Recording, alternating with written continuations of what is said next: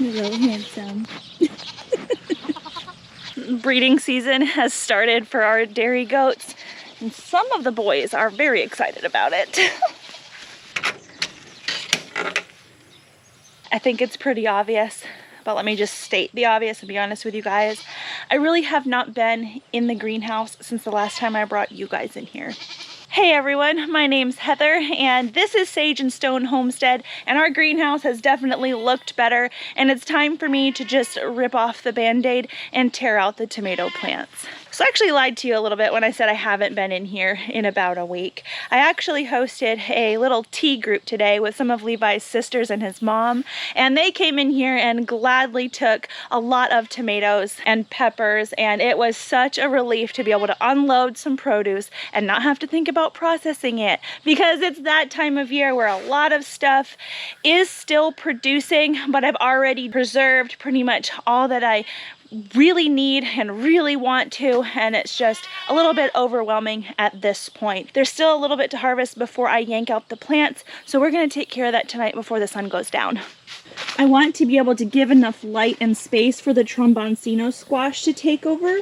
This is the one we planted last week. It actually was stunted a little bit because something came in here and actually dug it out. That reminds me, remember our melon monster from last week? We had some really crazy looking Kajari melons in the greenhouse that had these awful puncture marks and scratch marks on them, and it was really just boggling my mind about what could have made those marks. Well, we set up our trap and we have successfully trapped 2 possums in there, and possums are actually really not a bad thing. In general, possums can be really good for your land. They do a lot as far as disease management with ticks and things. So what we did was we took the traps a little bit further away, a few miles up the road, and let them go into the woods. This here is the Kajari melon plant that they had been eating off of, and I think there's just one right here, but I don't see any other melons on this side. Look at all those marigolds though. That's crazy. When I trellised these tomatoes up, I actually used this tomato twine here, and this is not biodegradable. You can buy a cotton tomato twine that you can actually compost, and I can see why people prefer that. I have to unwind and unravel all of this twine, though at least the first layer proved to really not be that difficult at all, but I don't really think I can reuse this for much, so it's a little bit of a waste at that point.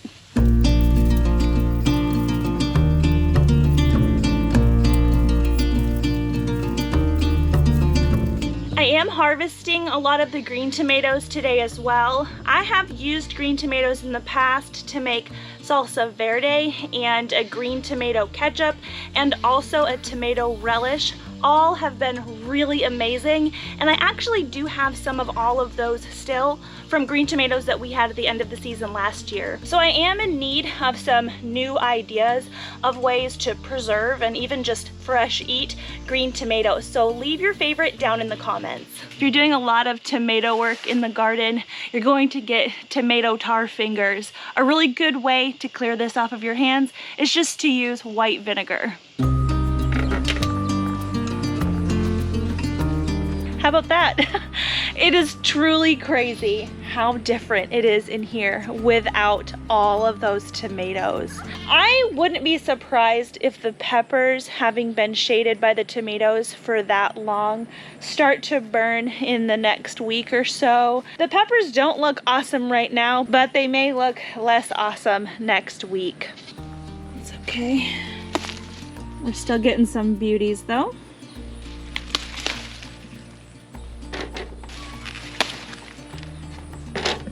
Now, hey look, a Kajari.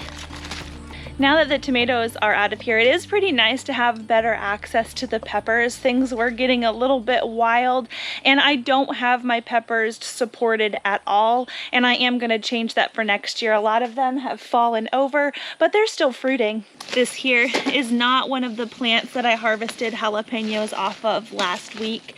I have started fermenting some jalapenos in order to make hot sauce. As far as these jalapenos go, I am going to do another round of salsa with some of the tomatoes that I have left over. I've already done cowboy candy and, like I said, hot sauce. Again, if you have any ideas of other ways to preserve jalapenos, I'd love to hear it. We've been growing a couple heatless varieties of normally known for heat varieties of peppers. This is the habanada, and I also have nata pinos. I find that these don't taste very good raw, but they add an amazing flavor to a lot of different dishes when they are cooked up. This habanada, though, I think it doesn't really suit its name very well. There is a tiny bit of spice, though it's not bad at all. Very fruity. It's actually even better now that they've started to turn orange. This is a really good one. And it's exciting because there looks to be a whole bunch of brand new baby peppers up there. It's been a while since we really got a good look at our variegated sweet pepper here. It's producing very, very well. And this plant is super gorgeous.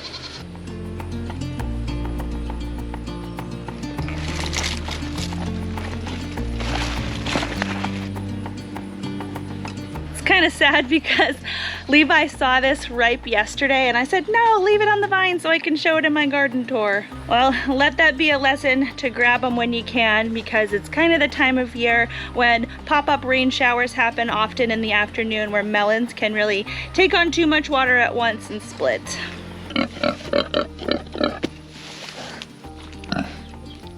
That is actually how that melon plant got put in the greenhouse to begin with. Before we made this greenhouse a garden space, we used it to raise our 3 pigs up for about 6 months, and during that time they did a great job breaking up the ground, trampling down the grass, and preparing it for growing. This is one example here of some of the wild volunteers that got planted as a result of feeding scraps to the pigs. And this is actually one of my favorite little snacking tomatoes. Actually, quite a few of these volunteered all over the place, and I'm not sad about it. So in the place of some of the tomatoes, I stuck in some tromboncino squash. About 2 weeks ago, I placed this one in the ground, and it is doing nicely. These will be a really nice placeholder for the time being. I can harvest the squash small, and if time and frosts allow, we might even be able to get some of these tromboncino squash mature enough to harvest as a winter squash. So we'll see. It's kind of an experiment. I do need to basically pull these squash plants out, pull back the weed fabric, and amend these beds before I plant our fall and winter garden, though. And the fall and winter garden is absolutely on my mind. At this point in time, I'm trying to decide if I would rather grow everything over the winter in this greenhouse, or if I want to put some things out in the raised bed garden as well.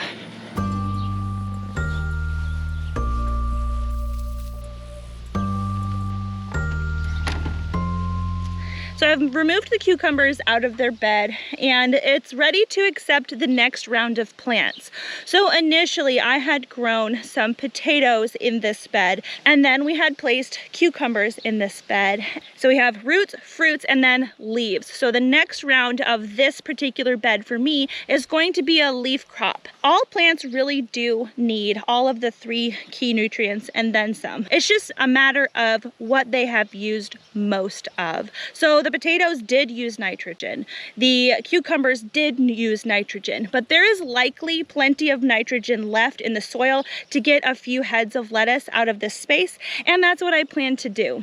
One of the issues, though, is that lettuce and other leafy greens like spinaches and kale, they don't love warm weather. There is a chance that if I put seeds in the ground right now that they would do okay. Actually, our medium range forecast does have the temperatures being in the low 80s, which is kind of teetering on the edge of okay and not okay for a lot of leafy greens. So I am going to start my lettuce and kale inside, and we'll transplant them out here in a couple weeks. Until then, this bed is just going to be bare and rest. You probably noticed this in the background though. I got excited when I saw that it looked like a strawberry volunteered in this area, but this isn't really one of the better tasting strawberries. This is a wild strawberry. And I guess depending on where you're from, a wild strawberry might be pretty delicious, but here, these little balls of red, they really just taste like nothing. You can eat them, they're not bad for you, but I don't think I want to waste garden space on it. Eventually, my hope for this space is to use the raised bed garden as a perennial area. So we already have asparagus growing back here. This is what asparagus looks like late in the summer. I have some rhubarb and some herbs, and back here are actually some decent strawberries. I forget which kind these are, but they've put on a second set of blooms, which is pretty awesome. That one's turning red. So over here are the beans. Admittedly, we've had a decently cruddy bean year.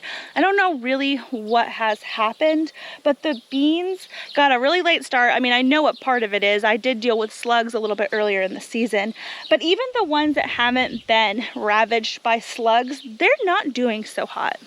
They have these really weird burned, shrivelly leaves. I don't really know exactly what's going on. There are plenty of blooms, but it feels like the beans are pretty slow to come on. Our first frost, in theory, is around the 3rd week of October, and the beans will absolutely die when that frost comes. I'm hoping that we get a decent couple crops off of the bush beans here, but it's really not going to be enough to preserve, really. It's going to be just for fresh eating. So I'm grateful that we had a really good bean year last year, and we still have quite a few beans in the freezer. The basil that we planted last week and the dill, they're in here. They're a little bit shocked from being transplanted, but they should pick up growth soon. Remember that volunteer lettuce I showed you? It's a lot bigger this week. I do expect to see a lot more volunteer lettuce like that, and it will be fun to compare the lettuce that volunteered in the garden a couple weeks ago versus the lettuce that we're going to intentionally plant in the garden in a couple weeks from now. I have actually harvested these slippery silk pole beans a couple different times. I've got a jar inside that has collected right around a half a cup of beans, so not too shabby. Inside the shells here we have these tiny little crimson colored drying beans. This is actually our first year growing something like that, and so we've got all stages here. We've got flowers, little tiny beans, bigger beans, and then the dried ones, which is what we harvest the little bean seeds out of.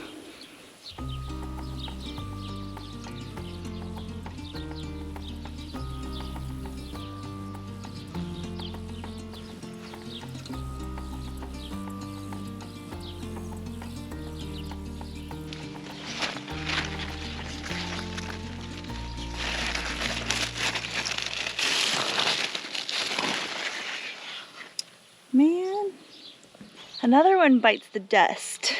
That's really sad.